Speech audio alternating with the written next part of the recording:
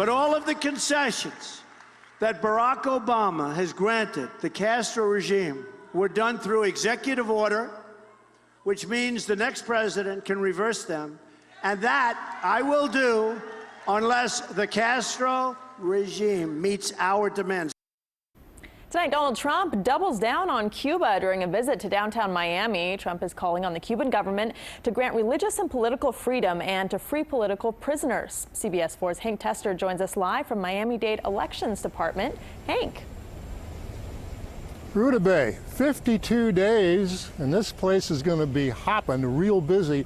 That's the election day, and with Florida up for grabs, that's what the pollsters say, that brought Donald Trump to town here, and he pushed what he considers all the right buttons. Let's take a look.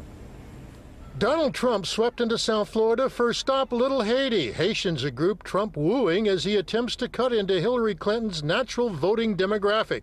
We are going to do things for you folks that you really have deserved for a long time. It was inside Miami's Knight Center where the core Trump supporters were all set to be wowed. We're going to have a good time tonight. We're going to have a good time. Wow.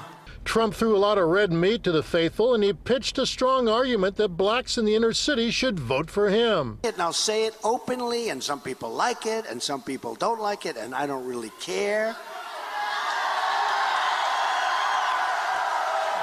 What do you have to lose? I will fix it. I'm going to fix it. We're going to fix our inner cities. We're going to make them safe. Trump fired up the Cuban folks. But all of the concessions that Barack Obama has granted the Castro regime were done through executive order, which means the next president can reverse them.